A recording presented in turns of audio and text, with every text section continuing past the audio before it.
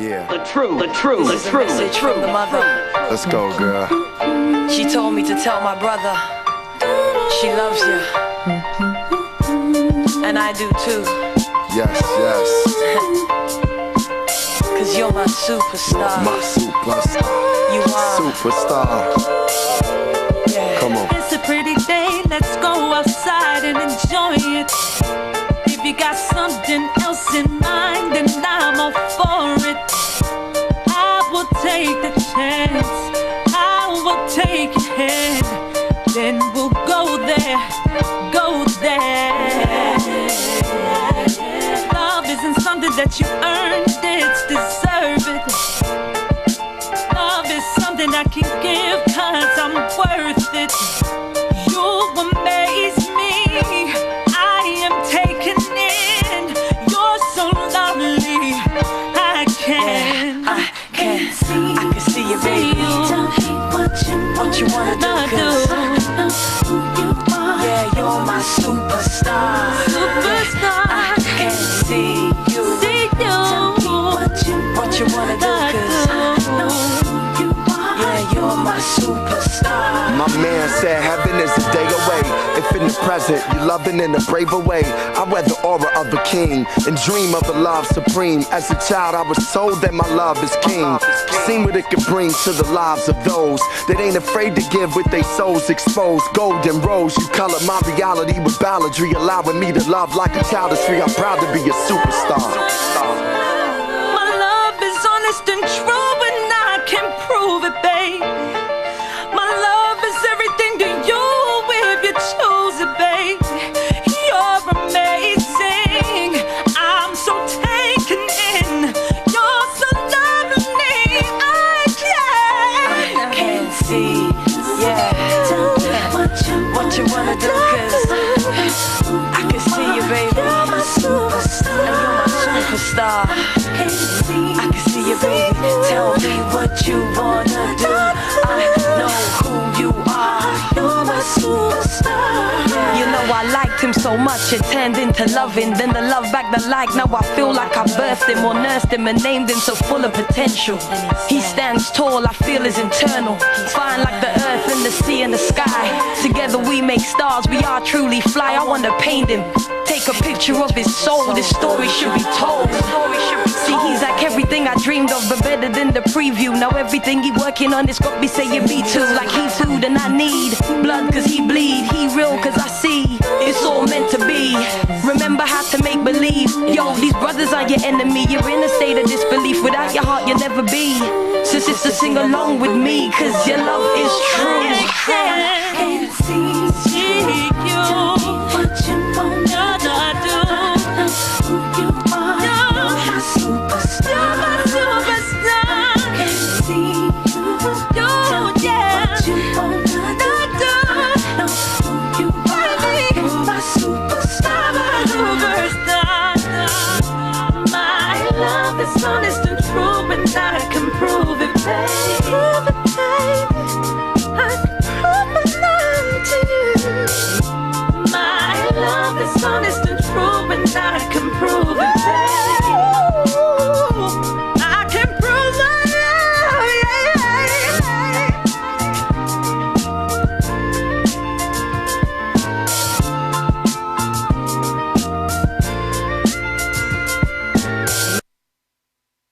Oh, really? Huh. That was rude. What is it? Good evening, everybody. It's Monday night, and we're here for another session of Monday Night Love Sessions. Who you swiping Yes, you. at? No. You. They didn't see me. They swiping at Ghost. We have an awesome show for you tonight, so just brace yourself for the awesomeness that's going to happen. But before I even get into all of that, today is not the actual day of my mother's birthday, but it's tomorrow, so at midnight it's her birthday. So I just want to give a special shout out. You could have done that at midnight to make it like but she extra might special. She might want to like go to sleep or something, so I can say it again. But I love you, Mama. She didn't love you to wait till midnight. No, her birthday to make it extra is special every day to me, right? Clap for that, Chris. No. No. Bang, bang, bang. One of our biggest supporters of the show, I can say hands down, because they always listen. My mom, my dad, my sister, she tries. And the other person who supports, I know, every week is in the building today. Ding and dong. that is, the doorbell. Ding He's dong. already here. Go, wait. And that's Nick. Hi. But we'll give him a chance to talk in a minute. You just got a clip of him. You just saw him. So I'm about to kick it to my left to Mr. Cameron David. Ha ha. Bonjour. Hola, ¿cómo estás? Yeah. I don't know. I always start that and I don't never finish it. Oh, but yeah, so we're gonna get right into it. So I'm gonna kick it. No, I'm just playing. I'm gonna do the sponsors. Sponsors are Spider Artistic Web. Thank you. Yeah. Holla. Mama, she didn't love you to wait till 12. Really? For audio, photography, Clean and green. video. Music. In the meantime, check out the mixtape. Get that. Cop that. They actually got a show, so shout out to their show performance tonight. Wish I could have went, but I'm here. So, but I did shout you out. Bow. Wow. Who else do we have here? That's us. Oh, yes, and us. If you would like to be a sponsor to our show, you can hit me up or hit one of us up at unationradio at gmail.com. What is it? If you would like to call into the show, you can call us up tonight, 323-965-1600. That's 323-965-1600. Please call in. I'm going to kick it over to my left right now, to my homeboy, Dontrell Detroit. I never get his name right. You would think that I would, but shout out. Dontrell Detroit in the building.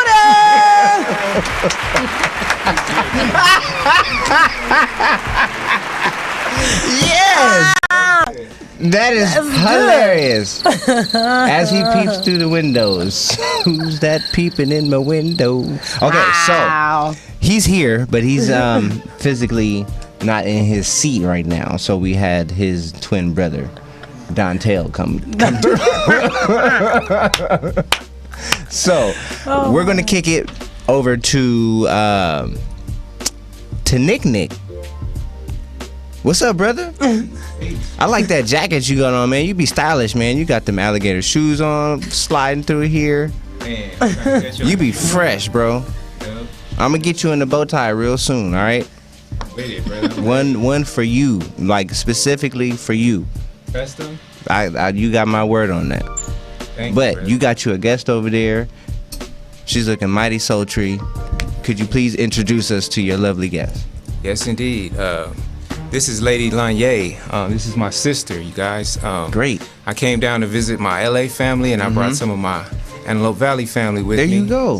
She is, part of the Drum Circle family. She's a dancer, and she's many things. This is a woman of many hats. She's actually the president of the National Alliance on Mental Illness for Antelope Valley. She's a mental health therapist, and she's the author of The Power of Affirmations, and that book is called I Choose. And Lady Lanye has a lot to bring to the table tonight and help us with this topic we're going to cover, Which is what? which is super Super singles. single. Super single. So because, Valentine's Day is Sunday, and we want to make sure that we, Embrace love embrace love for the and couples and the and- singles. all of that. All of that. I like that. Is that it's spelled ASHE Or ASE, Yeah. or ASE? Okay. either way. Okay. And what does that mean? It's like amen. Amen. Or I It's like agree. I agree. I affirm. A confirmation. Yeah. Okay. I like that. I like that. He's a little odd. Yes. Can you get the picture down? I need to add to it now that I see him. I'm gonna tell you what happened. So Chris was like, "Do you know how to draw?" And I said no, and Ooh. she was like, "Oh, I want to draw." And so Hi, good. How are you? Dontrell. I'm not a part of this scheme. This nigga, he came in here fitted too. Where you going after this? You look mighty dapper there, brother. Like the jacket, you got the Adidas on, the gray pants, But smelling all good. It's a good day, huh? You made a grand entrance. Back to Lady Lanley. well, Well, what's good? I think it's supposed to be on me, right? Oh no. Well, yeah, you gotta you gave your introduction, so it's actually back to her, and we're gonna go to a break. But no, So- social media. So get that out of here. You can She goes too far go with the jokes. to our YouTube. I Really? need new friends. Really? It's I need all new friends. love. And Chris, you let her do that. I think the Chris let me finish adding spawned to the it picture and you'll by see. bringing up the paper Artistic and the ability. marker. YouTube, UNation Radio TV, Twitter, UNation_radio, Facebook, UNation Radio, and Instagram, UNation Radio. Check us out. Listen, like, and follow. I'm echoing for some reason, but check Because you're us talking out. too loud. Check us out. Follow us, like us, share. That's when you got to be Enjoy on the this. camera, bro. Because then that would have been like, boom, boom. That would have been a quick little. You see, look, He's busy. He has a lot busy to do. talking. Stop talking. I'm just playing, Chris. I love you. No homo. See, It's all about love. It's all about love. that's what I'm promoting. It's love. It's Love Day, B. Speaking of Love Day, what happened with that book over there? I never got a copy of that. That's out? That's not. No. That's- It is. that- oh, it's that's not. getting No. leaked. You got a No. That, Wait a minute. How did he get Wait that? a minute. No. wait a minute. Wait. She, you talking about new It's friends? not. It's not out yet. Okay, it'll be out April 1st. Was it good? And you know, Nick, you got a copy I coming. know. That's why I was like, yeah, where mine yeah. got lost in the mail? no, or what happened? no. I'm I got you. See, now I don't even want a copy no more. Really? Because he just gave it up for me. Go with it. Oh, okay. I was looking that way when you started. Look. The head. Why are you going? Because I had to add the cross and watch these art skills. By the end of the show, it's gonna be a masterpiece. I'm glad you think so highly of How was your day today? busy, man. I had a lot of schoolwork to catch up on, and then I was good, but I had to do a lot of disciplining with my son today because he got a bad report from him. He's learning how to cuss all of a sudden. Oh, where'd he get it from? Not me. I don't cuss around him. Well, that's good. But, Promote positive language. yeah, but and we tell him to use his words, but then he didn't went too far with it. So He used all of them. Well, that's what's happening these days. These kids growing up too fast.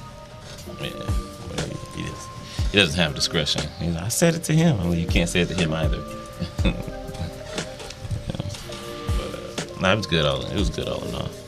That's cool. It was good all in all. Had a lot of fun. A lot of music. You teach music? Huh? I'm like, wait a minute. Never mind. Go ahead. we can talk about that later. But we about to get into our first break. Nick. He's like, Gonna go what? to the break.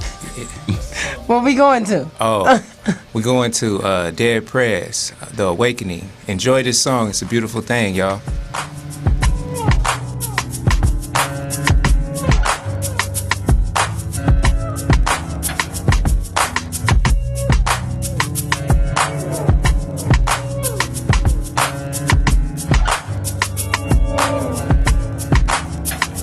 Asante Sana.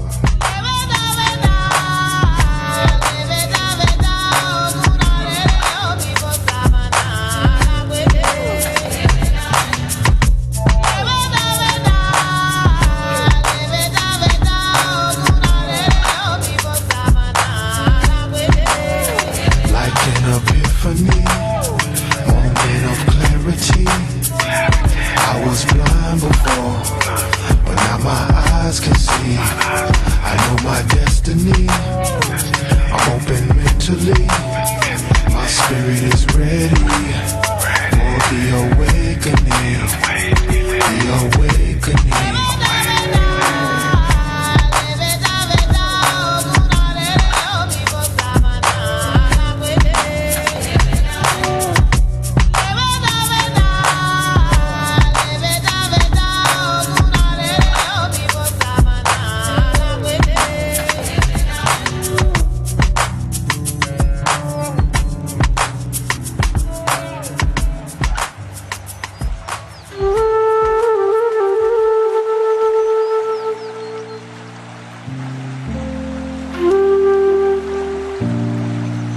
Empty your mind of all thoughts. Let your heart be at peace.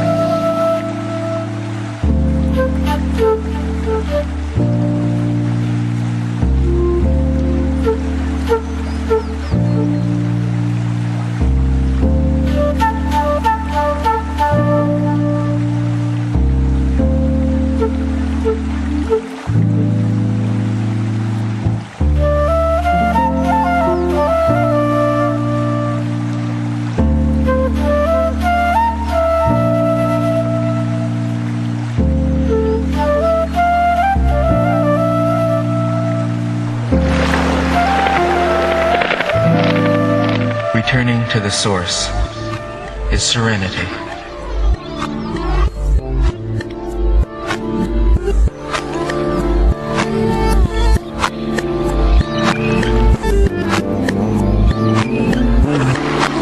A courageous walk down a Mississippi road. We live in the blues of the Delta. A good morning to your neighbor, a good night to your dreams. We are the song of survival, a living song without lyrics or words, a kind gesture, a wink of the eye, a loving touch upon a child's head, a strong, warm hug to keep away the doubt. Grandma's hands upon your face, wiping of the way the tears, holding back the fears. In between the shoe shines and the dishwashing, in between the GEDs and PhDs, in between the outhouses and crack houses, we create ways to live and love. We live on the move, moving forward through the bling bling, the prison camps and the clothes casters and the hoes and bitches and the alcohol and Jesus, all on the same corner. We are the one and true living God. All around us is life. Our humanity is the essence of life. Our blood nurtures its soul. Our humiliation and pain gives it expression. Our ignorance gives vision to its life. Living contradictions, living paradoxes, living phenomenons, living just for the city, for a smile, for a touch, for hip-hop, for the glory of our ancestors and the blessings of our gods. Peace. To me. And we're back. Monday Night Love Sessions. It's your girl, Akila Trinae. And we have a special guest in the building, Nikki Uhuru. Yeah. Did I say it right? Yes, ma'am. Nikki Uhuru. AKA Nick. Oh, Nikki Uhuru. And I'm here to bring it to you. 100% real, raw, and uncut. Thank you. Because authenticity is the best way to be. So before I get into all of this, coming for you, Detroit. I wanted to plug something. Oh, wow. I want to plug something, y'all. A big event that's going on next weekend. The BSU at Antelope Valley College, they're putting on an event. It's a big play, and I have a small part in it. And oh, you acting? Lanye's going to be dancing, and there's going to be a lot of people getting together. Yeah, and it's going to be my first time ever acting, so I'm all like nerves and stuff. What time is that? It's at, that's a good question, brother. 2 p.m. on the 13th. And man, they're going all out. It's a play, fashion show, and there's a lot of talent that they're going to be sharing. They have a lot of beautiful people collaborating on this thing, Message in a Garment. So if anybody is out that way and up north, Lancaster, come through and check it out. You won't be disappointed. Ashe. All right, so I have a lot to share today, you guys. So I'm gonna go on a couple rants, and then we can get into the topic. So the first thing I want to share is something that's so magnificent and magical that I learned from Deepak Chopra. I hope I'm pronouncing his name right, but he's got game, and I was told that the game is to be told and not sold. So that's what I'm gonna do here. I'm gonna tell this game to you guys and share with you guys because it's really important, and it's an affirmation on intention. So it goes like this: intention is a force in nature. Intention is what creates our reality. Intention is what orchestrates the fulfillment of our dreams. Intention is about fulfillment. In order to get the best out of this affirmation, you must clearly visualize your intended outcome. So for me personally, Nick, my intention is enthusiasm for life, love, creative expression through a higher guidance in order to touch all of humanity and bring beautiful people together for prosperity like we're doing here today. So the affirmation keeps going on to say that whatever our intention is, we must nurture that intention in our heart and let it incubate in our heart through meditation. And soon you will be able to make choices that will allow you to step out of a place of helplessness into a state of inner strength and power. So today and from now on, let's break the illusion of dependency through the power of intention. If you have chosen your intention, then put that intention in your heart and listen with your soul. What do I want? Keep asking this. Live with this question. What do I want? Move with this question. What do I want? And soon you will be moving into the answers. The answers will come to you as situations, circumstances, relationships, insights, and imagination. Peace. I like that. All right, thank you, brother. I'm glad you like it because intention is where it all starts. So it's just like putting that power into even starting the project. Yeah, because or starting whatever it is that you're doing. Right, because everything you do, it starts with an intention, right? Yeah. Your whole purpose in life, right? Thought of it. Yeah, that's why it touched me so much, and I loved it so much that I wanted to share it here today, and it's gonna revolve back around into everything we're talking about. Before I get into the topic that we're going to talk about, I have a message to my brothers, and I need to get this message out. If I'm not able to say anything else, I need to say this. I want my brothers to know that we are not what the system has labeled us to be. We are not menace to society. We are not boys in the hood, so we can no longer consider ourselves that. We are kings in the ghetto. We are soldiers of liberation, amongst many other things. We must understand this, that the man is the foundation of the family. And if we are lacking, then the family lacks. And the family is the core of our community. Family is the core of our culture. Brothers, it's vital to our survival that we step it up and step up our game, step up our standards. There are so many forces working against poor people and people of color. And this is why it is necessary that we band together in unity to attain prosperity. We can no longer think or call our women bitches. If a bitch is what we perceive, then a bitch is what we will get. You see, I have been guilty of this too. It has been programmed into my psyche. When I used to think or speak about certain groups of women with my peers, I used to say things like, man, it was so many bitches up there at the club you wouldn't believe. If I had an altercation with the woman, I would think to myself, I would think things like, man, I can't believe this bitch. So this type of thinking and behavior is a direct effect of systematic oppression followed by government repression. which has caused many of us as African Americans to suffer from a multi-generational trauma. So if a lady, a woman, or queen is what you seek, that's what you must speak. You must speak that into existence. And if we're going to continue to call each other nigga, we must use it the way Tupac taught us how to use it. Never ignorant, getting goals accomplished. Ashe. Ashe. Peace, y'all. So now that I went on that rant, you guys let me go on that rant. I appreciate it. So now I can enchant you with the beautiful journey of being single. So are you guys ready to jump into this topic? All right, peace. Mm-hmm. So before we jump into this topic, I want to warn you guys that we're going to get pretty deep.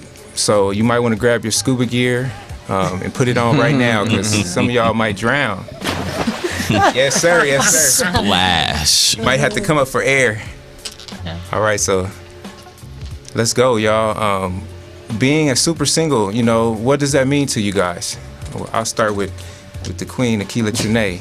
Like, what when you hear that title, what notions come to mind? Super single.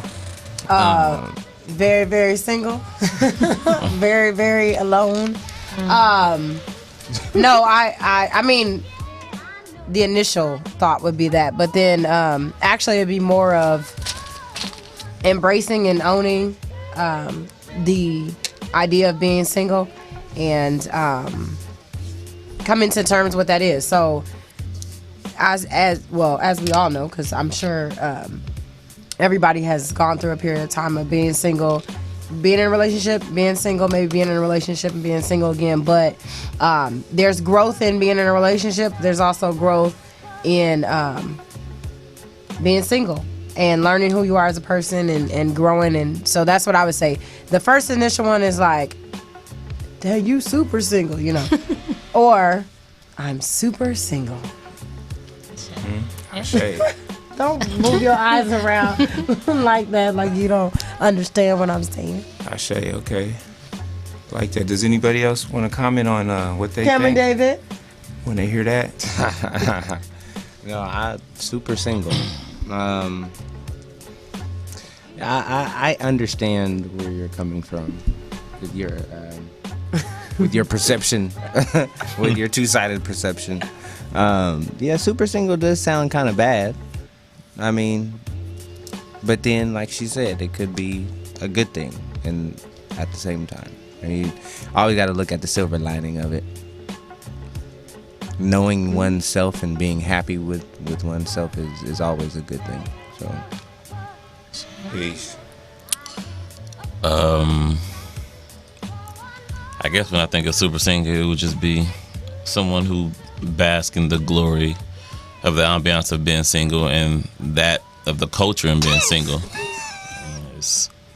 It's living that life on a day-to-day purpose with ambition of being single. You know, every day is with every day being a new adventure of how to be single and loving all its twist and turn, you know, and whatever course it takes you on, no matter the bounds and the peaks, or the valleys, embraced in its entirety. Like those that are serial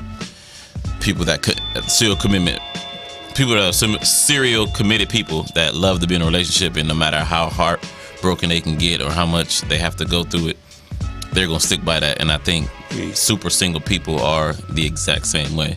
It's, you know what, I know that at the end of this, like, I want to be single. You know, I'm never really gonna truly commit. I'm only committed to being single and whatever life that entails. Okay, that's what it entails to you. Okay, respect. Anya, did you want to make a comment on that, or you want to keep it right? Okay. So, what being super single means to me, I've been doing a lot of research, you guys, and I got the manuscript right here. So I got like all this stuff, and respect to David Taylor. He's a clinical therapist. He actually works with people, and so does Lanye. And more respect to Lanye too. This whole show was her idea. Like, she was like, praise Moses. Yeah, she was like, let's do a show on super singles, because I've been telling her about you guys, and, you know, telling her about the show. And then one day she called me. She's like, let's do it on Super Singles, because this is something that's very important. And, you know, society looks at it as a stepping stone rather than a place of growth or a place that you need to be. Because being super single means that you are single and satisfied. It means that you're single but ready for, you know, the next relationship. So, you know, as singles, we crave a lot of information, but mostly information for validation. So what happens is we love to stroke our emotional egos. You know, we like to read these memes and like them and stuff if we can relate to them. But more importantly than that, we need to be around people who tell the truth. You know what I'm saying? Because sometimes the truth hurts. And in order to grow, we need to hear the truth. And as singles, a lot of times we don't like that because that's a challenge. And when a person is challenged, it causes them to do a lot of introspective thinking, and sometimes that can be painful, you know. So they don't grow; they just keep going. And at therapists, there's a term that they call a serial dater. This is a person who jumps from relationship to relationship, and they use relationships as band-aids rather than letting their self heal. So this type of person becomes a real mess. And this is analogous to a medical. I have a medical analogy to compare to a person that's a serial dater. I don't know if you guys have heard of necrosis of the skin, but I don't know. We could probably pull a picture of it, but it's a real nasty thing that happens when a person has a wound. It's the deterioration of the skin, right? Right. It starts to stink and everything, yeah. and eventually it just rots away and falls off. So if you don't let yourself heal, you just put a bandage on it, but you don't treat the wound. You know, your soul and everything that's in you will begin to rot away. You know, so when a person has a diabetes or whatever type of ailment that needs to be treated, it needs to be treated every 12 to 24 hours, you know, cleaned and put some ointment on it and to dressing on it, you know what I mean? Not just put a Band-Aid on it. So that's what we have to do in order to move on, you know, to our next relationship. Like, one of the things about being single is that we have to know that it's not something that you want to look at as like a dead-end job, because a lot of us do. We look at it like as a dead-end job or a stepping stone. We need to look at it as something that's going to help us in the future, because as most of us know, what has happened in the past, you know, is what got us to the present. So that's common sense, but we need to talk about this because the past, present, and future are all interwoven, you know? And it's just like that thing I always say, you know, the old African concept of Sankofa. You must understand your past in order to secure your future. So the things that you're doing now, they're going to affect your relationships in the future. So, you know, I think it also depends on like the stage of life that you're in, because, you know, like if you're young, you know, teenage, young adult, and you're single, I think that there's a more positive spin on it because, you know, you're young, you're excited about life, you're like, there are all these different opportunities. And then when you get, I think, to more of your 30s kind of area, the idea of being single kind of changes depending on your circumstance. So whether some people have already experienced maybe marriage and or long-term relationships, and then they go to being single, then they kind of have a different outlook on it. Those who may, because I work with in education, so I work around a lot of teachers. So, you know, for them who have been married or have children, and when they look to me, someone who's not married and doesn't have children, you know, they're like, well, you know, enjoy this time or do this or do that, because when you know, have children or when you get married, you know, life changes in a different way or the experiences are a little different. So the outlook of someone, kind of like in hindsight, changes. And then you have those who are older, who are more seasoned, who maybe have lived life, and then lost loved ones, but now they're in a more what do I want to say? Come on, Detroit. Stable place. Stable, or like Secure, I want to say balance. secure, comfortable, balanced part of their life, because they've lived. You know, they've done the traveling, they've done the stages of growth and all that, and now they're at a place where they're just kind of living out, you know, the rest of their years. There's more security in and acceptance in that for them to be single. So that's why I say it kind of depends on the stages, because we know that as human beings, we're not always going to be in a relationship. We won't always have that ability to be in a relationship. So understanding and being content while you're single is extremely important, just because it is going to be probably, for the majority of our world and our society, the majority of your life. Unless you get to be that person who has 50 years, you know, in a marriage, 60 years in a marriage, but most people aren't really seeing that, especially nowadays in, 2016. You might get a good 10, maybe 15. I mean, but I'm just serious, like, because our world doesn't teach us how to be in a relationship. It kind of teaches you how to be independent, how to get what you need to get on your own, how to build for yourself, how to kind of look out for you. And Well, peace. I like that. I feel like psychology teaches us that like when you look at Maslow's hierarchy of needs, it says one of the hierarchies of needs is love and belonging. So from a young age, we seek to relate to people, to be accepted. So that's what a relationship is. So sometimes we can have a feeling of being lonely. So being single shouldn't be about being lonely and just looking for the next relationship. Being single should be about finding yourself, finding your purpose, so that you can truly be ready for the next relationship. And in order to do that, we have to unpack all our emotional baggage. So like once we unpack our emotional baggage, then we can start forming the key to a successful relationship. And that's the basis of my thing right there. Like, we're gonna really get into these bags too, you guys. We're gonna start unpacking and see if any of us have any of this emotional baggage, Well, I have to start doing therapy. Yeah. Well, I do think they're two different type of people. I think the type that she's talking about is completely different. Could be a type whatever, B or C or whatever, A. And then the serial commitment person that you're talking about views life completely different. Serial dater. Yeah. Like the person that you're talking about may be a person that's going through life that has a lot of options, or that just runs the gamut. And then by the time they get to 30, they be like, okay, I'm tired. You feel me? Which is probably the average person, that has that. And that depends on how many options. Let's say you're only as good as your options. So if you have a multitude of options as you grow and you're younger, then you could run that gamut for a long time. But if they're not, and plentiful, then it's like, okay, well, then you want to settle down sooner. As opposed to the serial dater, that's more of a high type of situation in there. They don't have that outlook ever. It's just a way to change. Like they're just going to change the game. They're like a sports player that's just trying to change their game as they grow.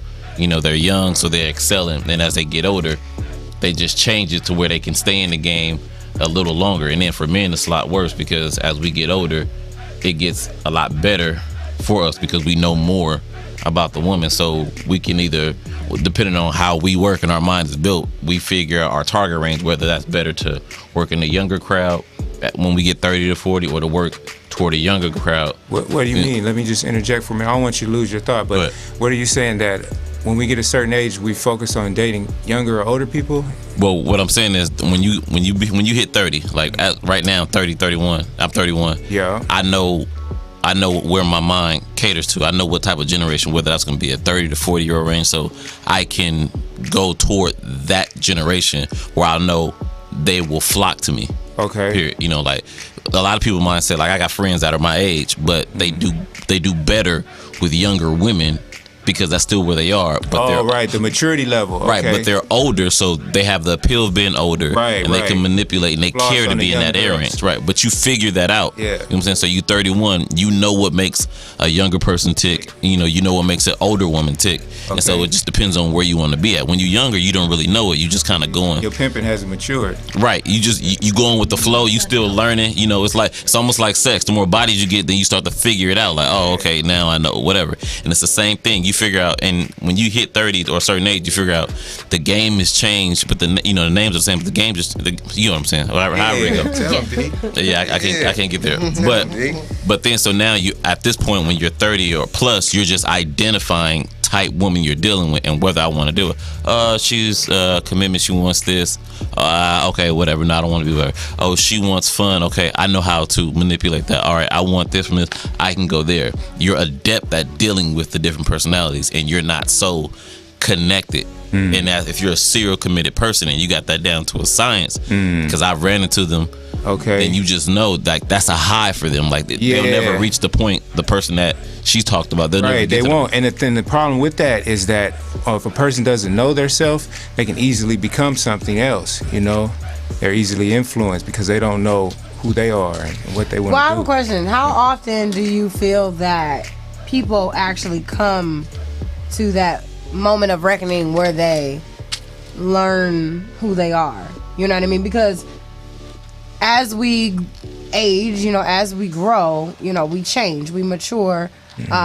We were once this way, and then now we're this way, and then life circumstances also kind of change things. And then as you begin to relate and meet different people, then they can bring different elements out of you, or you can take from the different people that you're with. And if you're talking about like the serial dater, or even the people who don't really date much at all, how often do you feel like they get to that point, that moment where they Well, I think that's find every, it? Answer that? I think that's every day. Please, yeah. I just don't Well, think, I Ye wants to think- hop on. I want to just jump in really quick. I think it doesn't even matter what relationships you're in. I don't. When you really start to identify who you are, it depends on your experiences and how lost you get before you find yourself. And so you can be lost in a relationship. People that, not even the serial dater, just married. Right. I know a lot of married women in session. They were like, well, I was like this before I met him, and now, or God forbid, they're widows like me, and they've lost someone, and it's like, I was so caught up into him. My last work was as a hospice social worker, and if you've ever seen a couple that's been married 60 years, and the man had his job and the woman had hers, and he's going, and she has to try to figure out how to pay bills. You can just get so lost and wrapped up in the person that you're with, because we're naturally connective in Right. species. That's what we do, right? We're pack animals. We're not nomadic. Some people act nomadic and very introverted, but for the most part, we're very communal. And so no matter what we're talking about, even if you're single, right, and you're like, I'm deciding who I will and will not date, chances are you've not been alone this whole time, right? You have dated, you have figured out what you liked and what you didn't like, and the things that It's a comfort zone. You you're manipulate. really right, and you've really figured out. And I wanted to say, to the tune of, it's very social cultural what age you start to date and get married. I was 19 when I first got married. I was 15 when I met him. Wow. 20 when I had my first daughter. Yeah. So yeah, I grew up in a predominantly Hispanic community. Oh. So everybody in that community was dating years before I even started. Right. So, They said it it's was fine. very social And they have cultural. serious relationships. early Very where you're- serious. where you And would down think like, south oh, is the same way. Yes. You know, It is. and we talk about debutantes balls and quinceañeras, like that's the mindset of those cultures, right? And then we have the educated population where you're going to college, you're going to school. My 19-year-old says she's never getting married and having kids. I'm like, I want grandbabies. No, but she's very serious because that's where her mind is. She's figuring out how to get a master's in 5 years, right? She's in New York. She's gone. She's like, deuces, I'm out of here. I'm going to go live my life. And that's even though she was raised in both African American and Latino cultures with a mother who got married very young, her perspective on life is, okay, I need to get my career on path because that's what I've raised her to do, right? I've taught her be a master mom or a doctor mom, be a master wife or a doctor wife. That's what I've instilled in her outside of the culture that she's around. Yes. So it's very social cultural as to who you're going to marry, when you're going to get married, how long you're going to date, right? I've was talking to Nick about this. The super single conversation came about where I was recently catfished. That's what I'm calling it. Gotcha. Catfished. So I met someone, proposed marriage, cars, house, and then it was gone. You're like, missed that. Wait, what just happened? In a very short period of time. And so to really take a step back and look at myself and go, how did that happen? Right?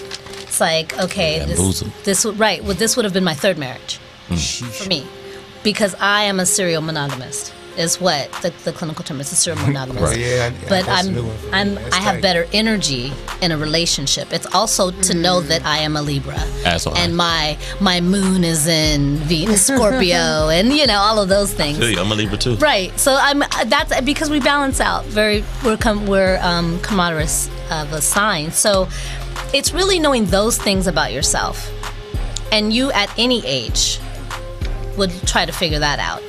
Most people don't, in general. Right. We're still worried about what kind of hair I'm going to have and what kind of clothes I'm going to wear and what house I'm going to live in, and if I'm going to have kids, I'm not going to have kids. Right. But to really identify who you are, the greatest version of you, right? What is your greatest version? Is it the version that is completely successful in their career? Right. Or is it somebody that is more spiritually in tune with themselves? It's your most happiest place, though, right? It doesn't necessarily mean happiness, but where are you at peace? Same thing. No. Not same things, but What you meant. Yeah. Yes. So where are you at peace? How do you resonate in peace? So people like me that are what we would call codependent in the clinical world, that feel the need and perplexity to, we feel very passionate about being connected to someone, it can be detrimental. Usually right? is. It usually is, right? But if I knew that, if I really identified those traits about myself very early on, right? Yeah. You wouldn't feed it. We wouldn't. Maybe. But as a culture of a society, we teach that you're going to get married, you're going to have kids, you're going to do this. Nobody teaches self. We don't. I do, because it's the default of having your mother as a therapist. My children are very in tune with who they are. Know yourself. Right. To touch on that, I was just telling them that I'm at a new school site. I work for the district. I do special education subbing. Okay. And within the schools now, they have this thing that they call Circle. So a counselor or therapist type person will come and sit in the classroom and pretty much talk to the kids about their feelings.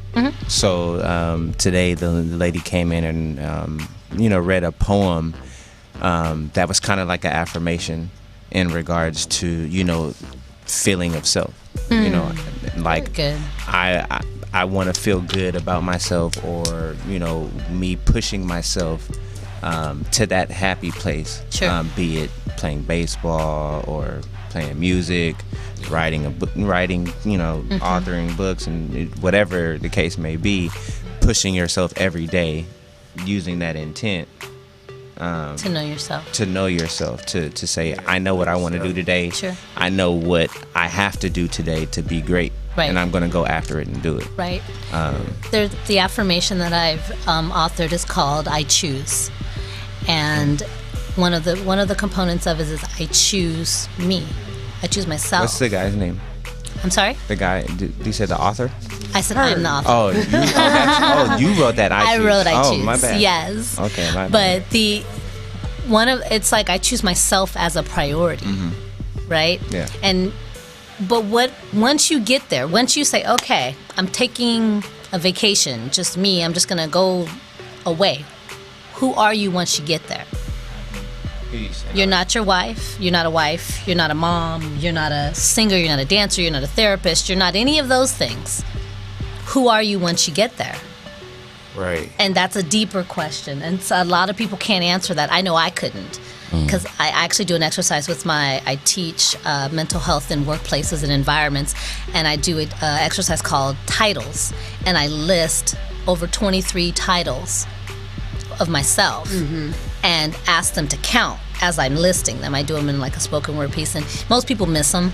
And then I say I'm these things, but I'm none of these things, but I am me. Right. Because I am something completely separate from what all these titles are. Couldn't you, You know, I'm not just. There's a activity that when I was in college, the coordinator did with all of the student leaders, and basically the question is, who are you? And you A and B, and like within 60 seconds, each person takes a turn to ask the question to the person, like, who are you? Yeah. And every time that they stop talking, they have to ask the question again, who are you? Who are you? So they have to continue to, How many times? say whatever it is, like who they identify with who they are. And then the next question is, who do you pretend to be?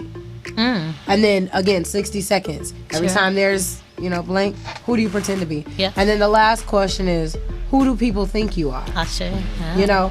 And that exercise is always hard because it's first of all, you have to really think about it. You have to start listing stuff, but then after a while you run out and you're like, no, okay, you still have to give more. Like, Right. who are you? Because it's easy to give, like you said, the Titles, easy yeah. titles. Yeah. A woman, I'm black, I'm Yeah. a teacher, I'm, Right. But then to really, I start identifying those other things that you don't reveal, the things that are masked, Right. that takes a little bit more, and that's kind of the purpose of that exercise. It's really to good like exercise. get people to, really look deeper beyond, Sure. Peace, Queen. Yeah, that's dope right there. And for young people, it's a little more difficult because they're like, I don't pretend to be anything, like Right. They haven't come to but until- actualization yet, Yeah. right? They're so young. Yeah. Yeah. I really like that. Or they just think that everything is just real that they do. Yeah. What they do, Yeah, it's a mentality thing. Like, Yeah, my mama. I don't mean to cut you off, man. No, you good. Go ahead. Okay. My stepmom, she taught me something really important, a component, the main component about being single, and we're gonna go into this song by Jill Scott, and after the song plays, I'll be able to explain what I mean. You want me flawless. You want me patient and sweet. You want me willing. You want my honesty.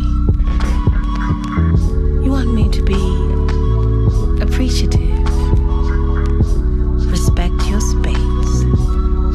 Ignore your fears. You want spontaneity. A good girl and a freak. You want loyalty. You want something that you're not willing to be. You want something that you're not willing to be. Expecting me to be loyal. Expecting me to be faithful. You want something that you're not willing to be.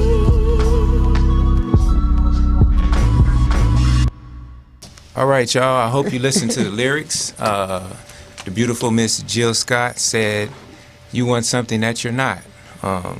So what my stepmama told me is, you have to be that person who you want to be with. So this revolves around everything we're saying today. Know yourself. That's pretty much the bottom line. And when I talk about your past, present, and future, that's you.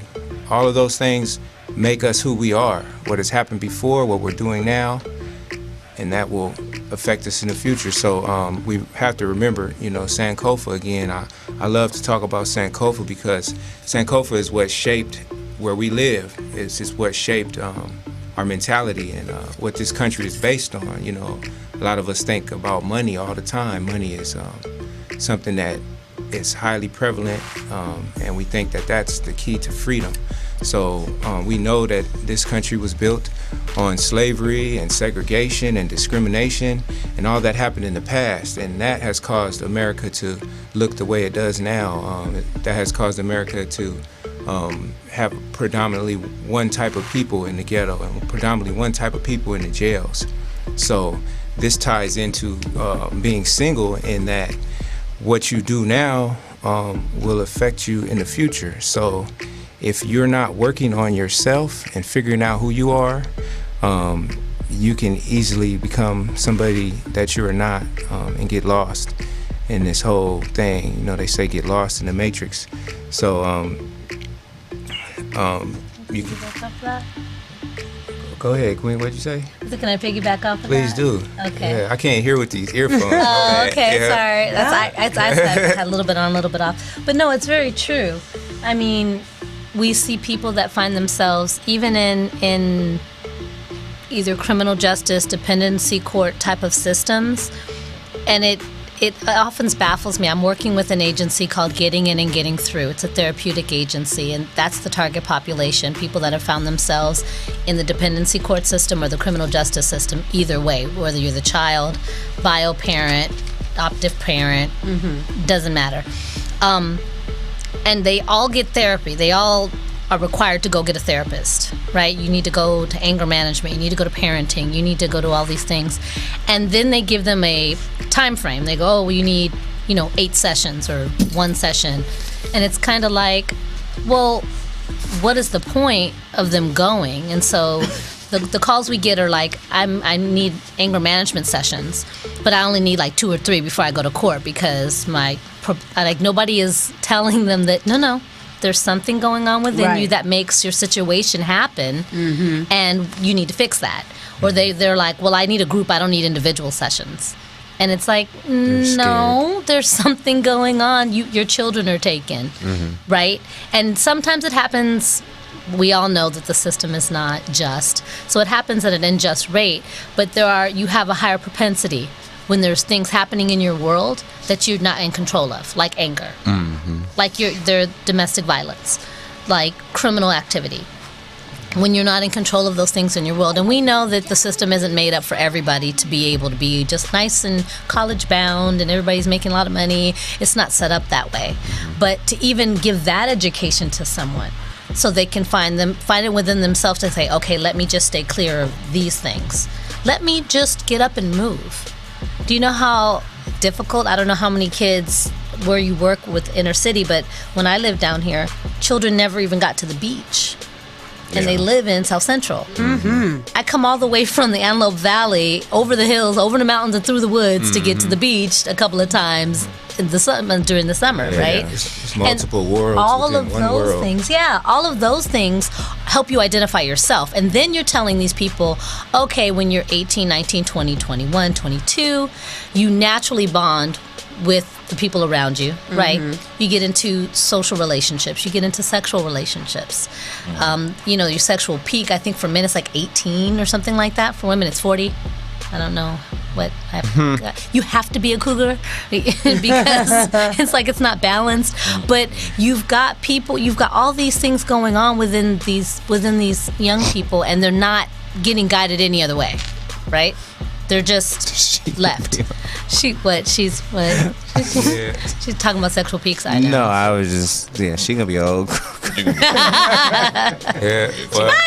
I feel like most people have trouble finding themselves because they left the tools needed to find themselves buried in the past, and they are running from the past. They don't want to deal with that because it's painful. Once again, so. Because of that, they can't properly work on their current condition. They don't have the tools. The word abuse comes from 2 different words, abnormal use. So if you don't have the right tools to do something, say for instance, you want to work on, a pipe with a screwdriver, it's not going to work very well. You know what I mean? You need a wrench. So if you don't look into your past and see what's going on, go back and get what you left behind. That's Sankofa again, and bring it to your present so that you can productively move into the future. So I keep saying this because, you know, it is what it is. You know, it's real. So we can't run away from our past. A lot of times we have baggage from the past, and we could try to hide that baggage, but it's always going to resurface its ugly head. Just like those sores and wounds we have, we just try to put the Band-Aid on them. It's not healing. It's actually getting worse. So what I want to do now, I want to open up some of these bags and see what we keep in these emotional bags. And then I'm going to pass it around the room and see if anybody in here is carrying any of these bags. And you know, you do what you do. You don't have to get all personal and stuff. You know, I'm going to be a little honest. But, you know, this is important that we empty this baggage. So what do you guys think? Like, just name like one thing you think people carry around that keeps them from having a successful relationship. What do you think was one particular type of baggage that can hinder people from getting along in relationships? Well, I just wanted to say real quick, because culturally, we are not really, as you said, we don't have the tools, but we're not really taught. Like, Right. I just know, just being around black people growing up, you know, most of the time, if there is something wrong or something's going wrong, you don't let anybody know that. It's almost like, well, don't worry about that, or don't let anybody know your business, or, you know, it's suck it up, you know what I mean? Sweep it Get under the over it. rug. Right. You know, you don't find out until you're an adult that certain things were going on when you were a child. You know, Right. you knew that, you know, stuff was happening and maybe you didn't understand it, but most of the time if you asked about it, it was like, or you're too young, or don't worry about it, or we're fine, you know. Well, I know for sure, I would assume that, you know, money was never an issue growing up because my parents never presented as such. Now, their reality may be different, but to answer your question as far as baggage, there's a lot of just pride in general, you know, because I don't need anybody else to know how bad I'm really doing. You might know that I'm doing bad, but you're not going to know how bad I'm doing. Because on the outside, I'm still going to make sure my clothes are all nice and together. Like you said, I'm going to make sure my hair is done. I might not be able to pay my rent, but my hair will be done, because that way, you don't know that anything is going wrong. Right. You know and what does I'm that do to the psyche? Like, you're literally, it's called cognitive dissonance. You're not living in your reality. Right. You're living in a completely different reality of what your life really is. And you go through your life like that. You really believe that your life is okay, and then somebody posts you on Facebook like, she just got a new weave and her rent ain't paid. Did you see that meme? I was like, wow. Yeah. Because she really believed that was okay. And African Americans, we're not studied in psychology as a whole, except for one theory. It's called the resiliency theory. Because and they study black women. What they've done is they watch us and strip away all parts of our humanity, our children, our men, our dignity, and watch us still thrive. That's the only study that is done on African Americans. And of course, consumeristic studies, because they can see our trends. Yeah. So we cover up. What did Kion West say? Things we buy to cover up what's inside. Right. Exactly. Yeah, I like that. So let me go back to what you were saying before we even get into the baggage. So you're saying you think, correct me if I'm wrong, that African American families aren't open enough. Like, and that hinders us in the future. Even if you have somebody in your family who's on drugs, or who's homosexual, or all of that stuff, it's not talked about. It's not discussed. It's almost like everybody know, you know, everybody know this person, or somebody goes away, and you're like, where's cousin such and such? Where's uncle so and so? Yeah, I really like that. I feel like if drugs were to be legalized, there would be a lot less base heads and tweakers and meth addicts and stuff like that, because the kids would see these people and they would say, okay, that's what drugs make you look like. That's what drugs do to you. But when it's so secretive, people don't, the kids don't see them doing the drugs. And like you said, if it's a family member, it's just, they have a problem. Not till you get older do you put these things together. And you don't even then. Sometimes with the National Alliance on Mental Illness actually started as family members of people with mental illness that were being blamed for their family members' mental illness. So we actually teach family members how to cope with mental illness in their family. And African American communities by far, as well as Latino communities, do not participate actively. Currently, my unit, my board, and the participants have become more cultured, but it's based off of, I would think, it's the leadership. So they're like, oh, okay, well, she's talking about it, so let me come talk about it. And even as African American clinicians, we make up less than 1% of all clinicians in the country. So it's still, even in 2016, we don't talk about it. We don't talk about anything that has anything to do with mental illness because it's your mind. Yeah. If you lose your mind, what do you have? And most people don't really think that it exists. Right. They're like, yeah. There's no such thing. There's no as, such thing. Mental illness. Right. Well, I really had to count my blessings because my mom, like when we were young, she always said, if you want to try something, you're going to try it here. I don't want you going out with strangers trying stuff. My mom said the alcohol, same thing. You know what I mean? You want to ask me something about sex. So she was real open about those things. And I think that really helped me to be a more responsible person because I didn't have to find out from strangers, and it wasn't really a mystery. And I think a lot of this stuff is why kids get into these things because it's a mystery, And curiosity. There you go. Yeah. All right, peace, y'all. So let's open up some of these bags so we can unpack this luggage. So fear of loneliness.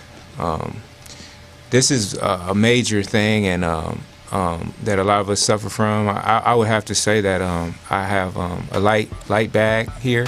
I don't have a big heavy, heavy suitcase, but sometimes, I used to fear that, and at times, but then I came to realize that, we're never really alone. It's just kind of like a perspective type thing.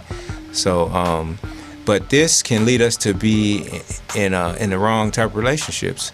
And that's really what's happening with the serial dater, you know what I mean? They're scared to be alone, so they hop to the next relationship. Okay, and then a big one is fear of rejection, not being good enough. So for a lot of us, man, African American men, we secretly have this baggage. We don't want to admit it, but a lot of times we may feel that we are inadequate. We're not good enough. If a sister is, well-rounded and educated and making more money than us, we may feel inadequate. So we may try to overcompensate in areas where we're not really suited to do. So we try to spend more money to impress a woman and things like that.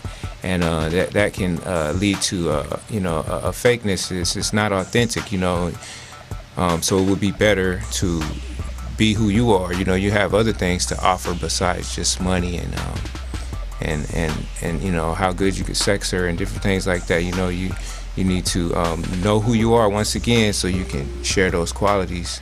To add to that, I think that when and I think it's a connection of what the two of you are kind of saying, like. When you're not at your best, I think those are the opportunities when you can really be your best self. Because, as you were saying, if a man has to overcompensate, or if a woman has to overcompensate for whatever reason, whether it's now she's going out of her way to make sure her exterior is right, you know what I mean, for that man, or the man is, overly spending. Thank you. Spending. Then that can kind of cover up the other things. But if he's down to his last whatever and he can't even get to the point to cover it up, it's like all he can be is real. Like look, this is what the situation is. I ain't got it. Yeah. You know what I mean? Yeah. I can't even. I'm to the point where I can't. Though. But yes, but he has something. But now he has to go backtrack, right? So because that was his really mask, is, right? That was his fake self. Because now this is who I am. Yeah. You know what I mean? We're past all the extra stuff. Like so we here. We know we're both interested. So now it's like, all right, here's the real of what it is. Because we know that when you meet a person, you don't meet, who they really are. The representative. You meet the representative. Yeah. That's just how it is. When we go on interviews, if we Right. did everything like how we really are, we wouldn't really get that job. But it doesn't take away from us still being great for that position. Right. But you have to polish yourself up. You know, to Yeah. get in the door. And now that you're in the door and I know that you're cool, now, okay. I don't who's want to real take and the who mic away from you. I just want to interject, and I'm going to give it back to you. So when you're on an Go ahead, interview... take it. Okay, no, I want to give it back because you was on the road. I just want to say this before I forget. So when you're on an interview, whatever they ask you, you can do it, and you're going to be the best man to do it. You know what I'm saying? Because you want that job. You want that woman. So I think that's what happens a lot of times when we're dated, too. You know, we do what we think the woman wants, you know, instead of being honest. How do you guys feel about that, you know? I think for certain people, when it's forced, then there's a facade that's definitely put up. But I think there's other occasions where it is natural. Like I don't necessarily think that it's always. I don't always think you get the wrong person. I just don't think that you get the other side of the person. You know, like you can put your best foot forward and that really be you. You know, but later down the line, just because you get the alternative, it's not the alternative side or the negative side of the person or the work or the flaws of the person doesn't take away from the person that you met. It's just like she said, I'm not just this nice person. Okay. You know, I took this personality test, and she's told me on multiple occasions, like, you know, you're very mean. You know, people tell me all the time, you're very asshole. It's like you're rude, and I'm like, me rude? Like, like I just like I'll be like, no. Yeah, like it doesn't. Get it? It's a Libra thing. Like it doesn't. No, it's not. That doesn't. It's a Libra thing because I get the same thing. That's why. So she told you that was one of your qualities, some of your. No, I'm saying she's mentioned in conversation before. Okay. She said, you know, and then You don't agree with that. no, I didn't disagree with it. It's just at first it was just one person. It was just like, oh, okay, you feel some type of way. We're in discussion, heated discussion. But then when you take this personality test and then there's more than one, okay, well now you need to. Okay, well look, there's something to this. Okay, Right. so now it's more like than one opinion. right, but I know I can get like that with someone who cares, that presses my buttons. Yes, sir. But to me, that doesn't reflect me in You totality. wouldn't say that this is all of who you are, but Right, but it's and a I part- wouldn't either. Right, but apparently it's the a representative is right, but apparently it's a part of me. It is a part of Right, it. so Absolutely. you know, so it doesn't take away from it. It's always like always take away. Always, I remember this. My boy, he was talking to this girl, and she liked girls, but she liked guys, and he's like, oh man, she liked girls. I'm like, well, she said she liked guys too. He's like, yeah, but she told me she liked girls. Yeah, she doesn't just like girls; she likes guys too. One doesn't take away from the other. Yeah, I really hear what you're saying, and I agree. But what I'm saying, I'm talking about people who struggle in life to, you know, they struggle being single and they struggle in relationships. So I'm not talking about people like you that are functional. I'm talking about people that are dysfunctional.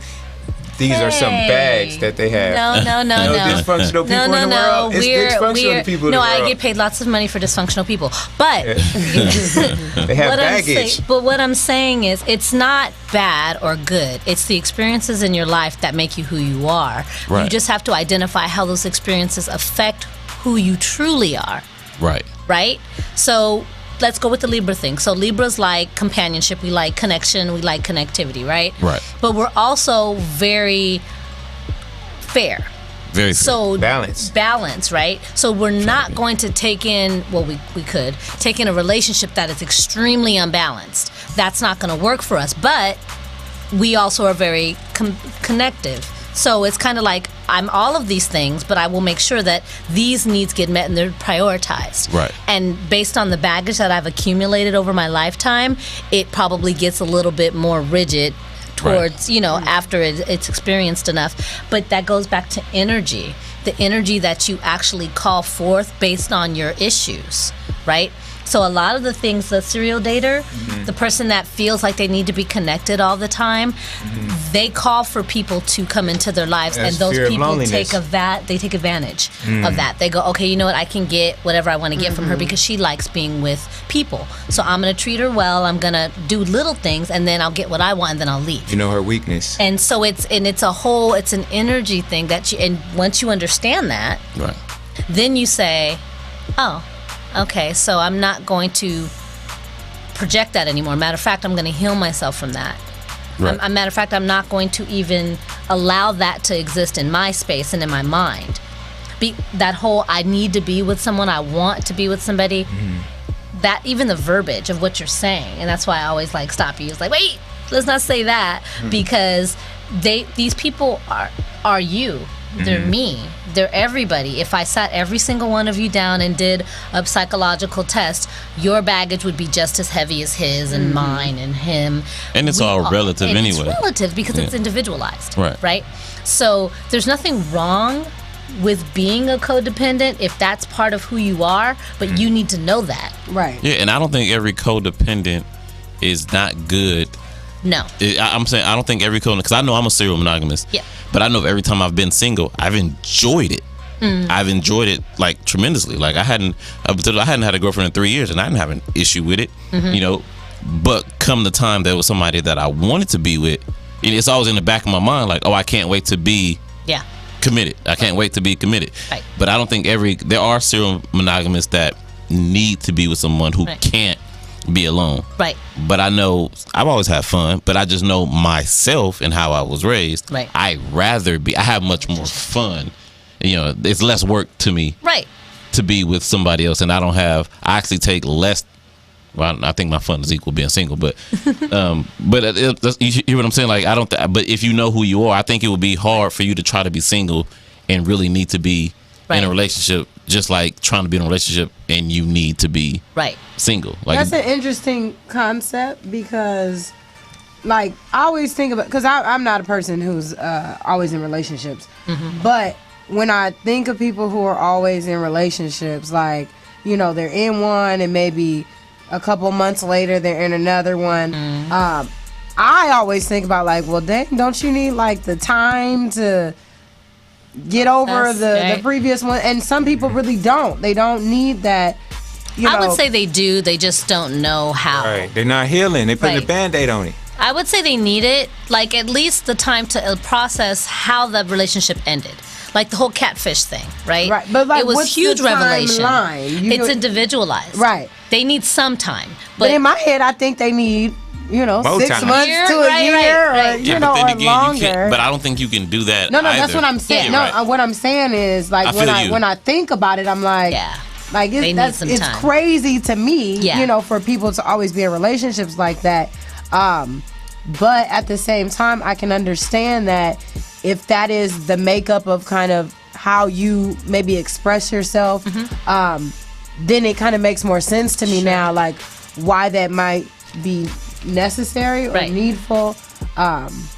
But that's just interesting to me. That's when you got to find you have to find other outlets like sisterhood and activities and clubs. I'm extremely intellectual. Like, I'm the type of person that lays in the bed with my mate and we're talking about like astrophysics. You know what I mean? Like, so for me, that is a necessity. Like, I need somebody to bounce things off of, and you of course have to have an intellect that can keep up with mine, because you can't just be like, you know. So it doesn't matter. That's the thing. I need someone there, but it can't be just anybody there, because we need to be having some good conversation, right? So that's me, right? So a break in that kind of perpetual behavior, that is huge. For me, it's like a piece of my life is gone. Right. But it might not even be allowed. But to your point, like, I think people do that and stack because of who they are. Right. You know, and they're selfless when they need to be selfish. So just a little. If you're naturally a good person, you're good people, and you get out of a relationship, and let's just say you just confide in somebody, and all of a sudden they like, dang, you good people. You feel me? Now they know you good people, and they may have bad intentions, but they know, damn, I got a good one, and they can talk with her. So now you find yourself back in the situation because they like you like them. They have an ulterior motive. You just being you. You probably really need to heal, but it seems like they got your best interest, and they really don't. But you're naturally good people. Like, there's nobody that you're gonna run into that's not gonna like you for the most part. Right. Like, they're gonna walk away meeting people like, well, she was really cool. That's a really good candidate. You feel me?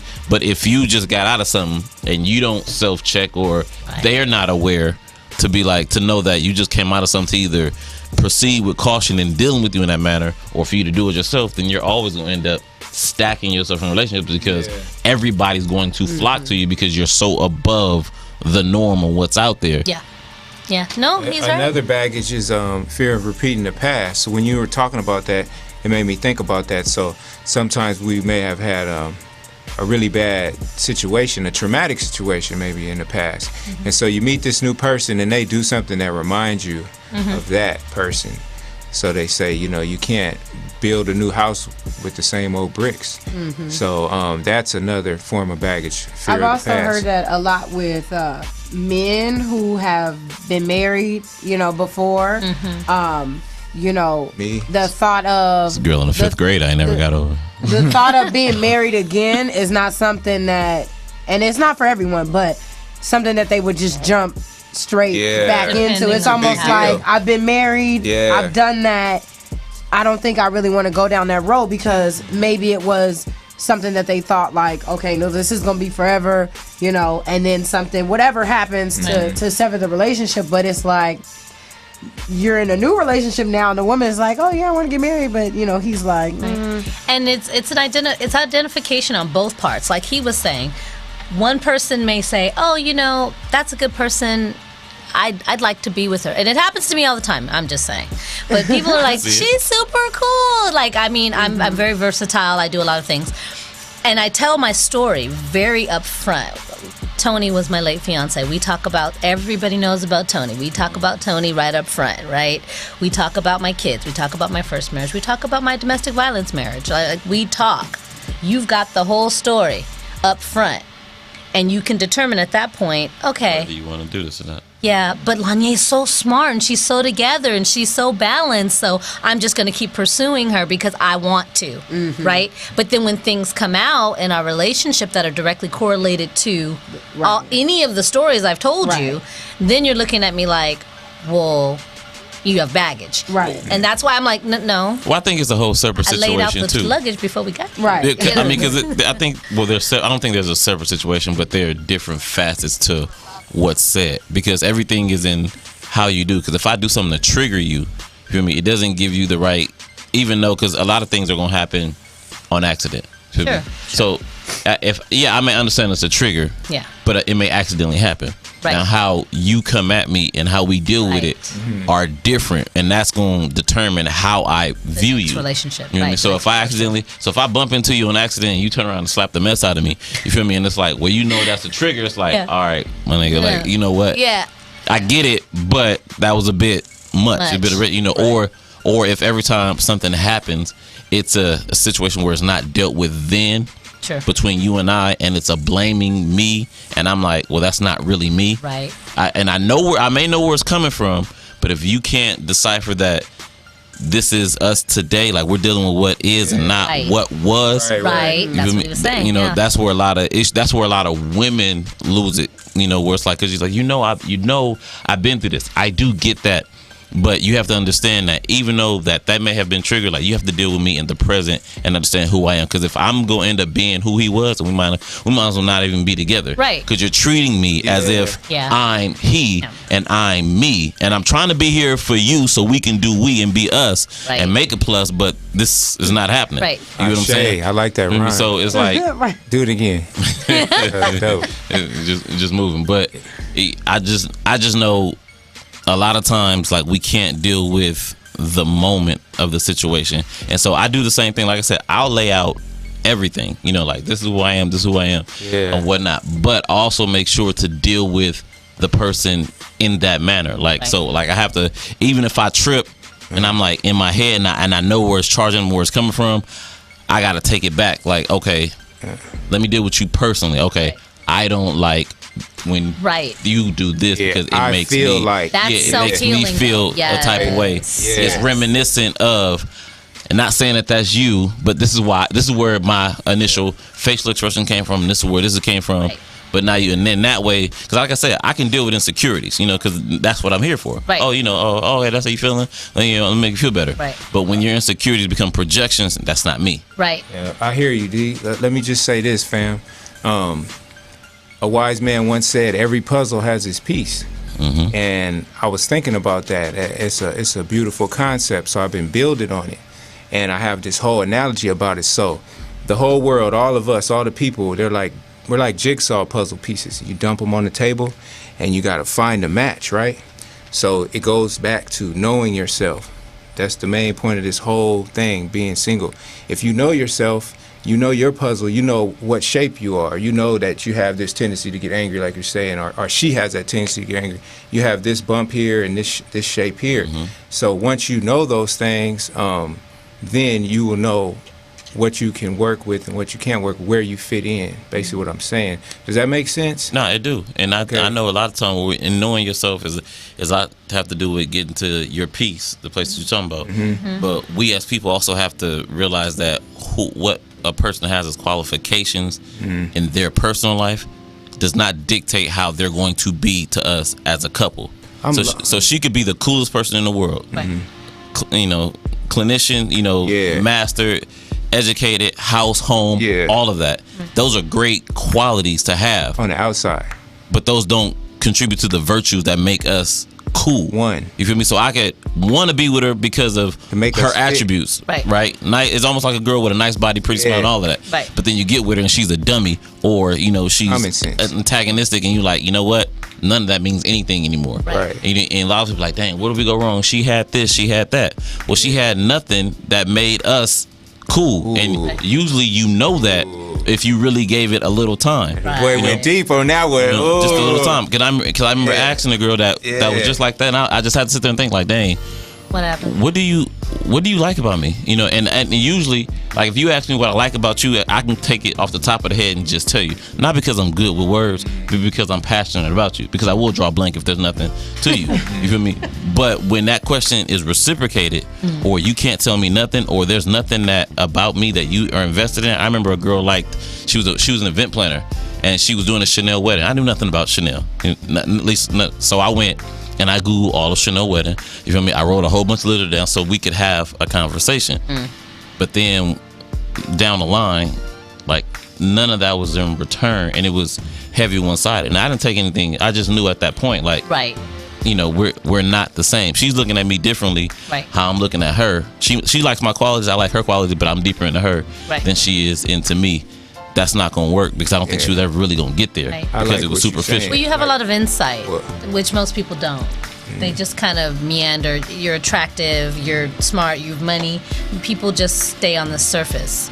But if you don't have introspectiveness, you know what I mean? If you're not really into yourself to know what you even like or what you want, you're never going to be able to connect to another person, and that's where the relationship falls apart. For all my issues, I'm very clear of the things that I will or will not tolerate. You cannot raise your voice 2 octaves past speaking to me.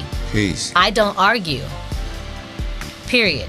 We may have a disagreement, we may even have a debate, but I do not argue, because anything past agreeing to disagree for me is a fight, literally. So I don't go there. I know it don't look like it. I'm just I said that. Didn't I say? But you have to. But you're aware. You're very aware. I feel like you want to fight me now. Right. But you have to be very aware of who you are, and that's the whole thing. Finding your inner peace. What does the shirt say? I am I. And the sister that made this is Miss D Moore, Drummer D. This is for you. And the way she describes it is knowing the greater version of yourself. What is the greatest version of yourself? And it takes a long time. I think it takes 40 years to be considered a master in like ancient culture, like a master builder, or 40 years of doing it. And then you become a master. Yeah, that's cool. Yeah, it's like we're all saying the same thing. Like I like what you were saying too, man, because it's like all these outward qualities don't mean anything when it comes down to personal qualities. That's what really matters. You know, a person's real personality when it's just you and them one-on-one. That's what I got from what you were saying. Monday through Thursday. I can like you Monday through Thursday. And that's what I wanted to add, like how you were saying, you know, when you meet a person, you kind of let them know your history, your past, of what you've dealt with. And then Detroit, you say you kind of lay out who you are in the beginning. I work backwards.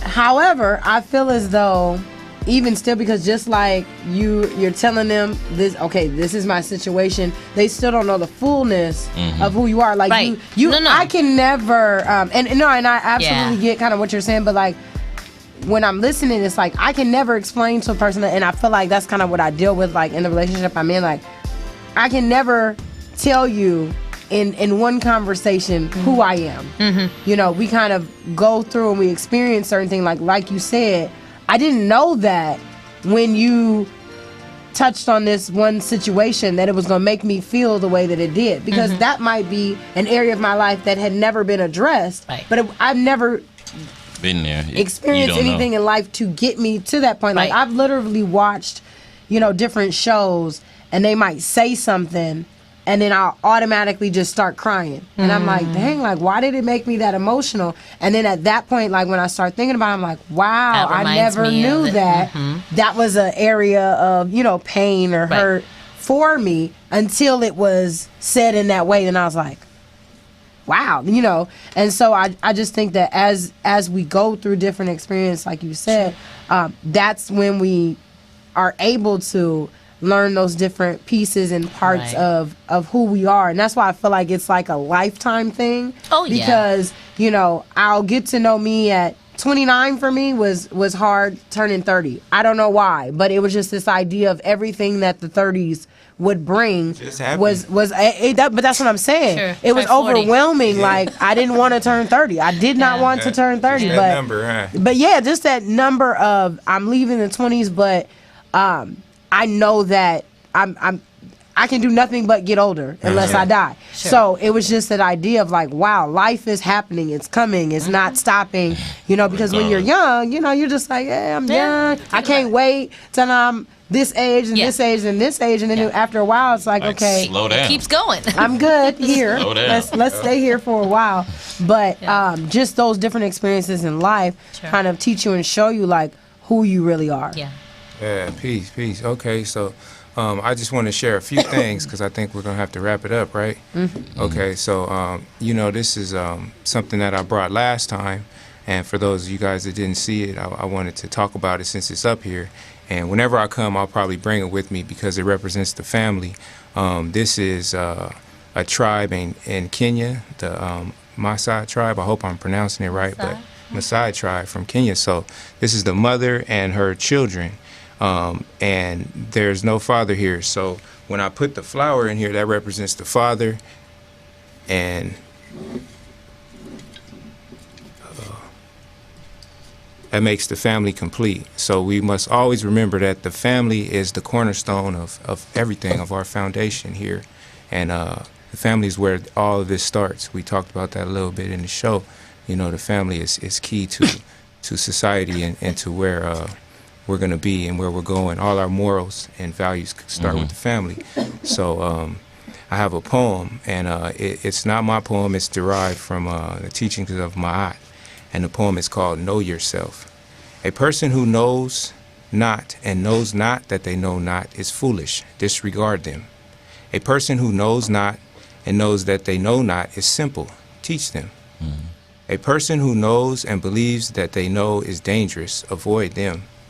A person who knows and knows not that they know is asleep. Awaken them. A person who knows and knows that they know is wise. Follow them. All of these persons reside in you. Know yourself, and to Ma'at be true. And thank you, Ashe. And I want to give a shout out, if I got a quick minute, to my brother. Brian Blackboy Collins. He was on the show not too long ago, and he just got hit with a pretty heavy sentence, you guys. So so keep your head up, brother. You know what I'm saying? I got the babies and I got your mama, and we're gonna sink this slave ship. Peace, world. I have a quick little announcement to shout out to Clean Green Music. Ryan Lucas and Clean have a show on Saturday, February 13th. 9 p.m. I believe at Jasper's Bar. I believe you guys are looking at it right now. In Santa Ana, California. So if you like good music, make sure you go and check it out. Maybe you can go on a date or something for Valentine's Day. And of course, because now it's after midnight, Cameron David, happy birthday to you, Mom. I love you. Oh, you getting older.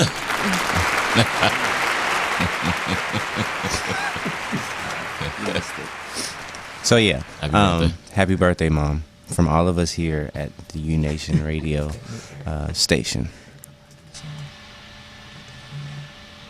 Oh, well, this has been Monday night. Yeah, you got a poem for us.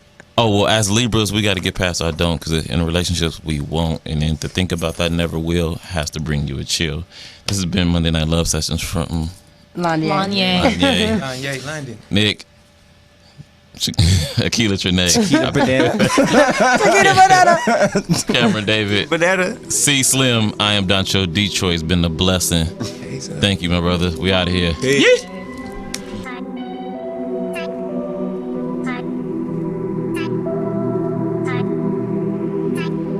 I can make you put your phone down. I can make you put your phone down. I can make you put your phone down.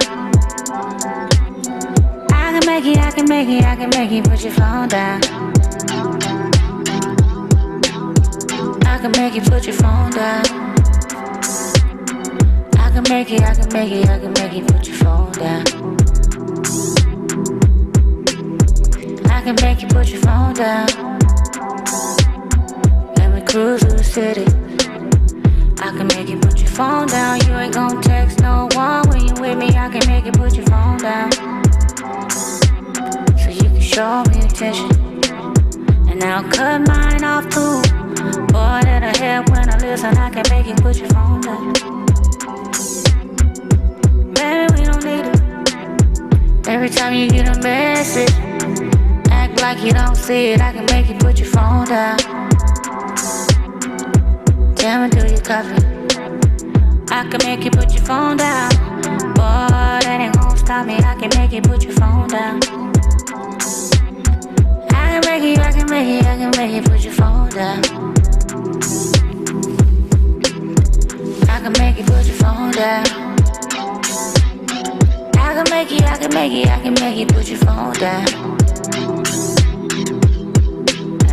I can make you put your phone down. Make you know I wanna check that again. I can make you put your phone down. Riding in the drop, hair blowing in the wind. Baby, I will put my phone down.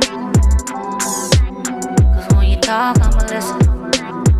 I can make you put your phone down. Leave it at the crib, guarantee you wouldn't miss it. I can make you put your phone down.